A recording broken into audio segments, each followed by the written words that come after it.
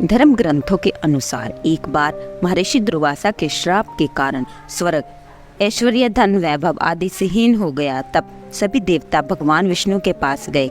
भगवान विष्णु ने उन्हें असुरों के साथ मिलकर समुद्र मंथन करने का उपाय बताया और यह भी बताया कि समुद्र मंथन से अमृत निकलेगा जिसे ग्रहण कर तुम अमर हो जाओगे। यह बात जब देवताओं ने असुरों के राजा बलि को बताई तो वे भी समुद्र मंथन के लिए तैयार हो गए। वासुकी नाग की नीति बनाई गई और मंदाचल पर्वत की सहायता से समुद्र को मथा गया। समुद्र मंथन से उच्चैश्वर्य घोड़ा, ऐरावत हाथी, लक्ष्मी, भगवान धन्वंतरी सहित 14 रत्न निकले। नंबर 1, कालकूट विष। समुद्र मंथन में से सबसे पहले कालकूट विष निकला। इस जहर की ज्वाला की तीव्रता के प्रभाव से सभी देवता और दैत्य जलने लगे। तभी सभी ने मिलकर भगवान शिव से जहर को झेलने की प्रार्थना की। इसलिए भगवान शिव ने उस विष को अपने कंठ में धारण किया, जिससे शिव जी का नाम नीलकंठ पड़ा। नंबर 2, उच्चैश्रवा घोड़ा। समुद्र मंथन के दौरान दूसरा रत्न सफेद रंग का घोड़ा निकला। श्वेत रंग का उच्चैश्रवा घोड़ा सबसे तेज और उड़ने वाला घोड़ा माना जाता था। यह अश्वों का राजा है।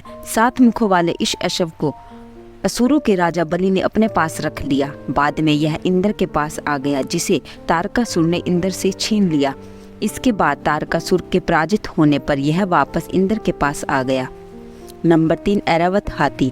ऐरावत सफेद रंग का हाथी है। दिव्य शक्तियों से युक्त यह हाथी इंद्र देव को दे दिया गया। यही इंद्र का वाहन है। नंबर 4, कौस्तुभ मणि। भगवान विष्णु ने इस मणि को धारण किया। माना जाता है कि अब ऐसी मणि केवल इच्छाधारी नागों के पास ही बची है। कहते हैं भगवान कृष्ण ने गरुड़ के त्रास से कालिया नाग को मुक्त कराया था। तब कालिया नाग ने अपने शीश से उतारकर कान्हा को यह मणि दी थी। नंबर 5, कामधेनु गाय। समुद्र मंथन के दौरान कामधेनु गाय निकली। यह गाय दिव्य शक्तियों से युक्त थी, इसलिए लोक कल्याण को ध्यान में रखते हुए यह गाय ऋषियों को दे दी गई। जमद अग्नि ऋषि से इसी गाय को छीनने के लिए राजा शस्त्रबाहु ने उनका वध कर दिया था। करछी कल्प वृक्ष। समुद्र मंथन के दौरान 6ठे नंबर पर कल्प वृक्ष प्रकट हुआ। हिंदू पौराणिक मान्यताओं के अनुसार यह वृक्ष सभी इच्छाओं की पूर्ति करने वाला वृक्ष था। देवताओं के द्वारा इसे स्वर्ग में स्थापित कर दिया गया।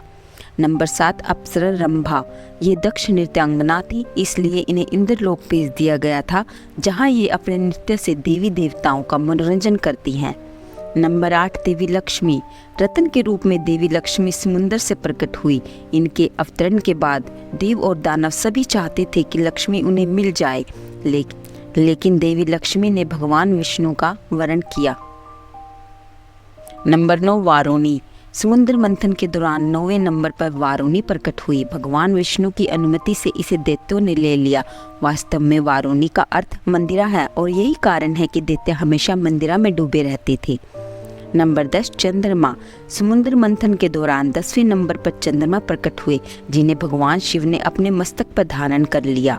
नंबर 11, पारिजात वृक्ष। समुद्र मंथन से 11वें नंबर पर पारिजात वृक्ष प्रकट हुआ। इस वृक्ष की विशेषता यह थी कि इसे छूने से ही थकान मिट जाती थी। यह वृक्ष भी देवताओं के हिस्से में चला गया। नंबर 12, शंख। 14 रत्नों में से एक रत्न शंख को माना गया है। शंख को विजय, समृद्धि, सुख, शांति, यश, कृति और लक्ष्मी का प्रतीक माना जाता है। सबसे महत्वपूर्ण यह है कि शंखनाद का प्रतीक है। यह शंख भगवान विष्णु को समर्पित कर दिया गया। नंबर 13, भगवान धन्वंतरी। भगवान धन्वंतरी विष्णु के अंश माने जाते हैं और आयुर्वेद के जनक। अपने अवतरण के बाद इन्होंने ही लोक कल्याण के लिए आयुर्वेद बनाया और ऋषि मुनियों और वेदों को इसका ज्ञान दिया। नंबर 14, अमृत। समुद्र मंथन के अंत में अमृत का कलश निकला था।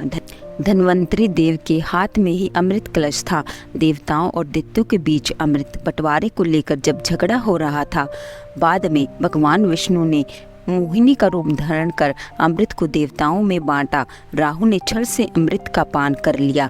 क्रोधित होकर भगवान विष्णु ने अपने चक्र से उसका सिर काट दिया। इसी राक्षस के शरीर के 2 हिस्से राहु और केतु कहलाते हैं। इस प्रकार देवता और दैत्यों ने मिलकर समुद्र मंथन किया था, जिससे 14 रत्न निकले थे।